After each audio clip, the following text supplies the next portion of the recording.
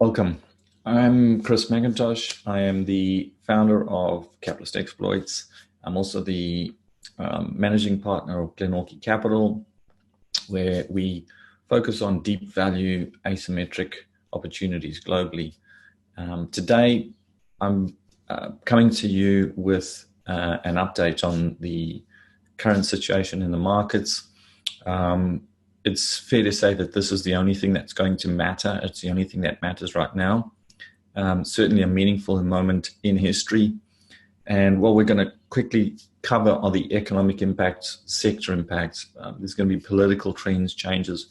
They're all big, very big, potentially dangerous.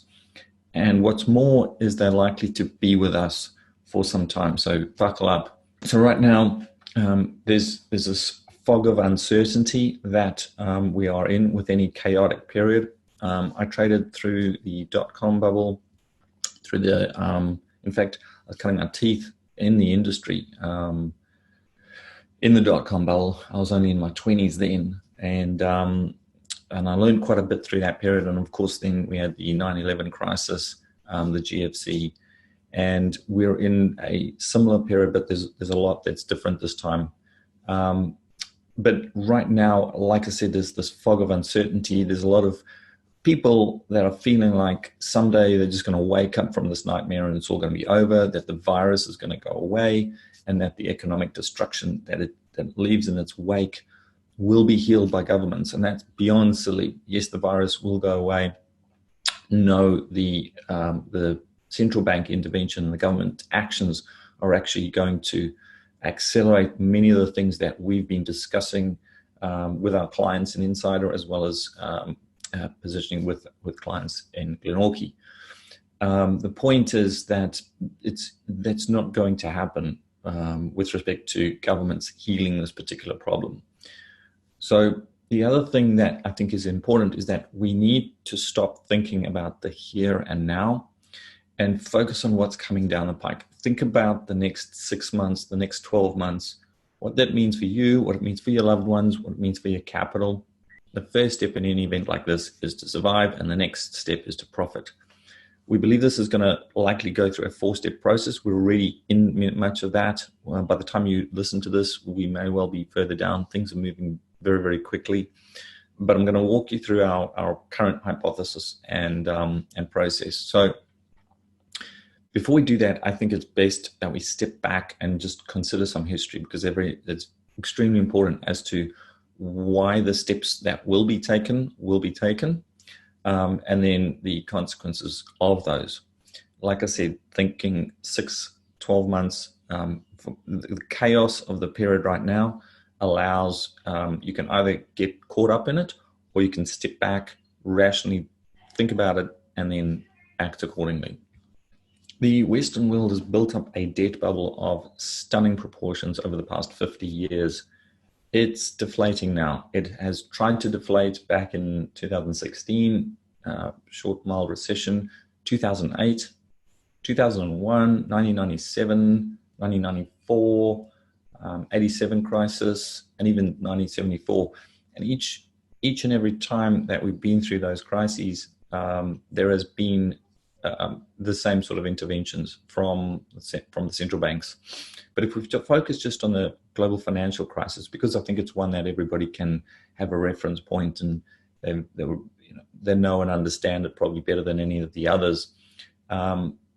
What we had was essentially one sector of the market, a bubble top, that had ramifications with respect to the financial system, and thus the systemic risk that was associated, and hence the central bank intervention. But we had just one sector that was the pin, if you will, for that particular bubble. The tools that were used in that process were monetary policy, and essentially they were fixing a demand side problem. Okay, this time around we don't have a single sector. This time around we have what many have called the everything bubble. And this is going to affect every single sector, especially SMEs are going to be extraordinarily impacted. But if we go back and we look at that, the actions that were taken by the central banks in the GFC, you can see here what the consequences of this were. Every single attempt to deleverage by the economy has been met with additional debt creation. The next step, or the first phase in this, is going to be monetary policy. We've already seen some of that. It's central banks slashing rates, taking rates down to zero, even negative. It's not going to work because this isn't, they're using demand side economics to try and fix this. Just think about it like this. Do you really think that it makes any difference to the plumber who's just laid off 50% of his workforce because demand has collapsed if the US 10-year drops by 50 basis points?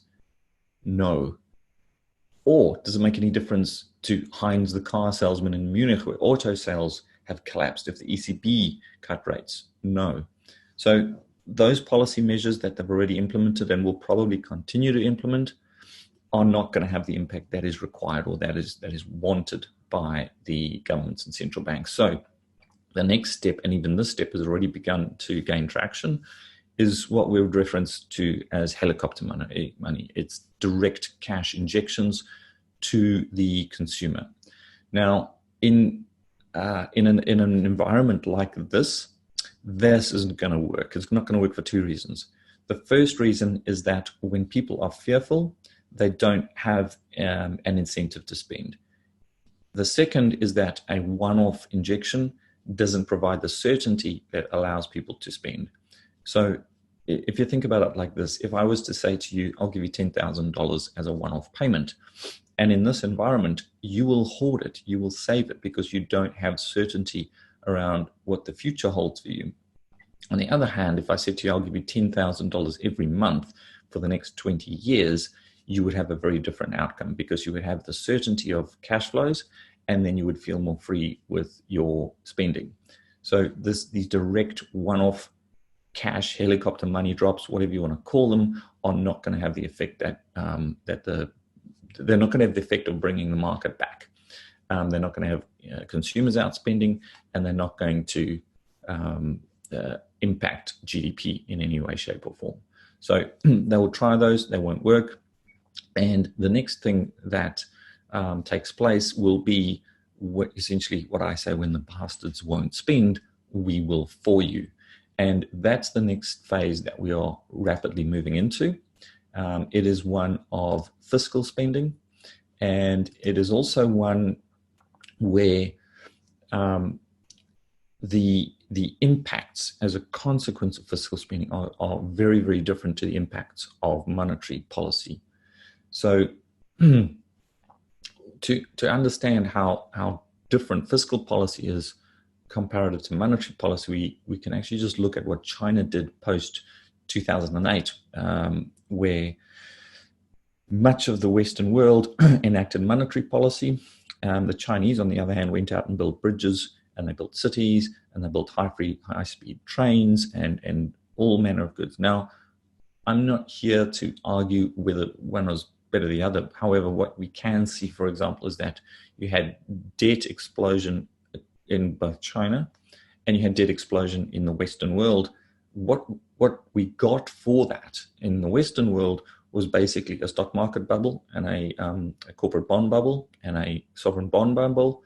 In China, they got high-speed trains and they got infrastructure that can lay the seeds for a prosperous society coming out of what needs to be a restructuring of those enormous debts.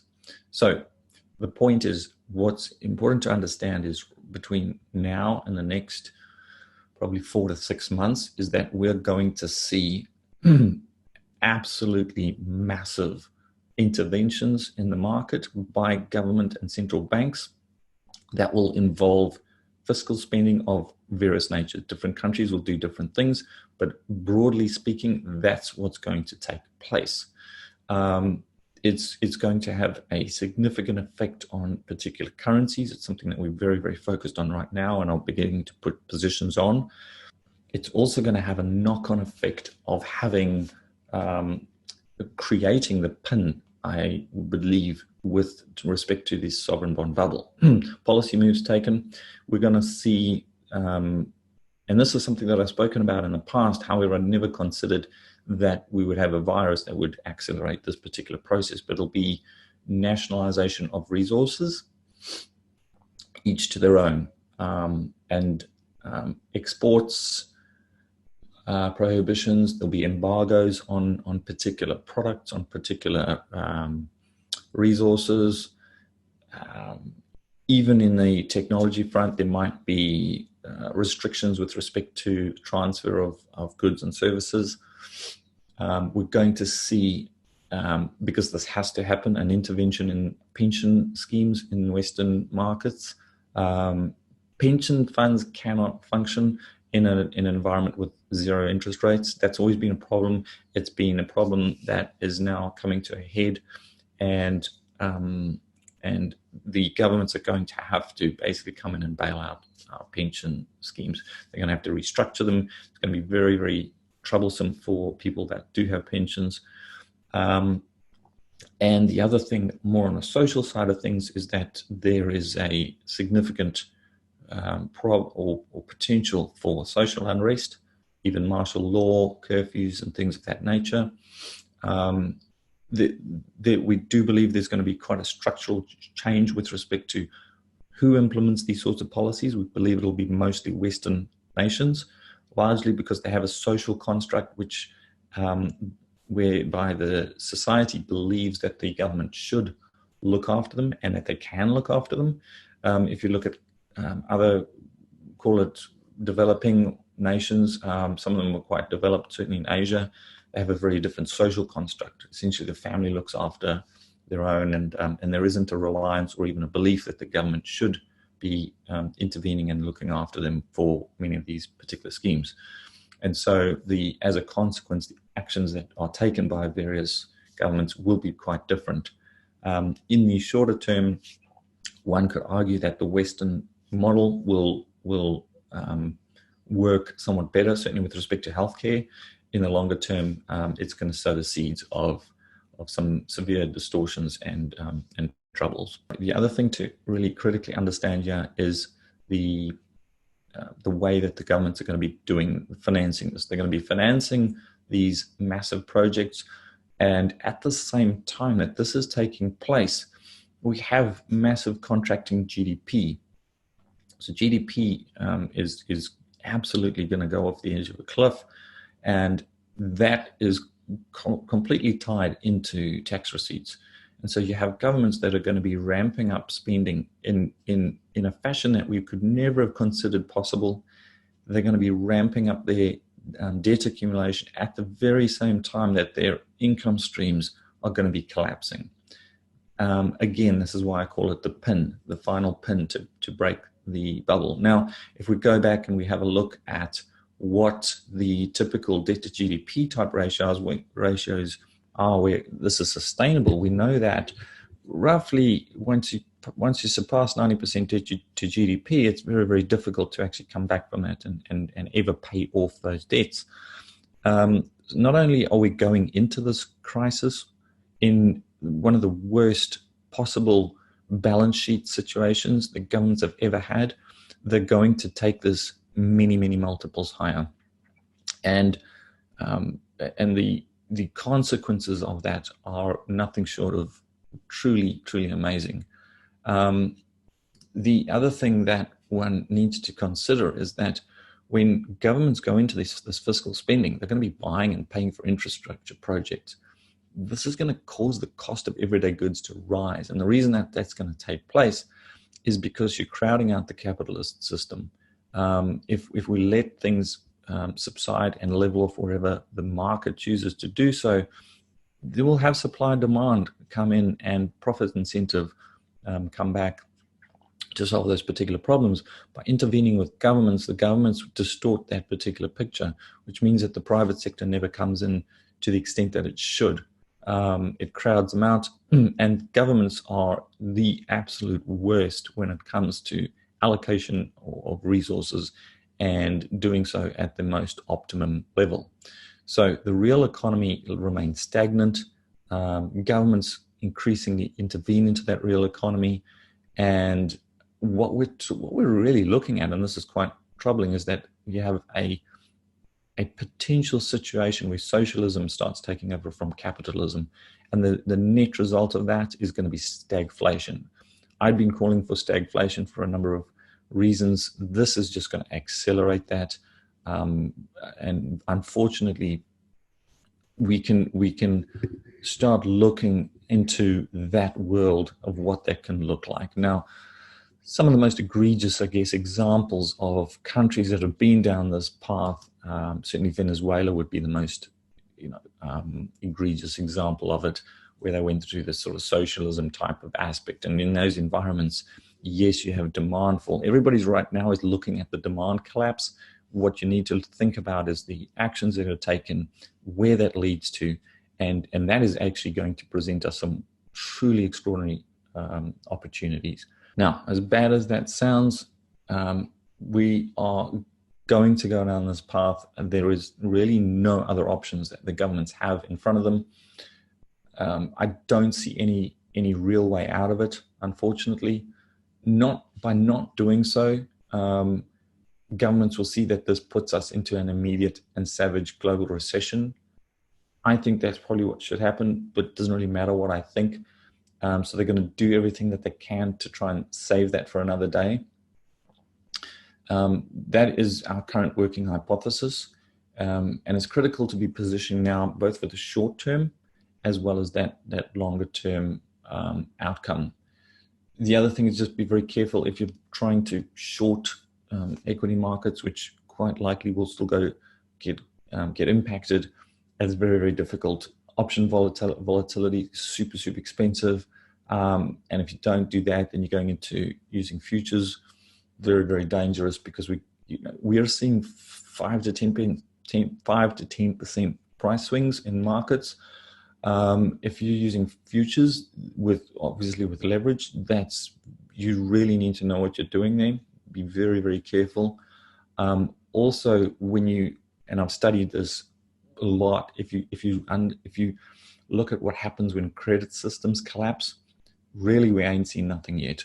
We can and likely will see intraday swings in the 40% range. These sorts of events quite literally happen once in a lifetime, and this is it, folks. We're in the car crash now.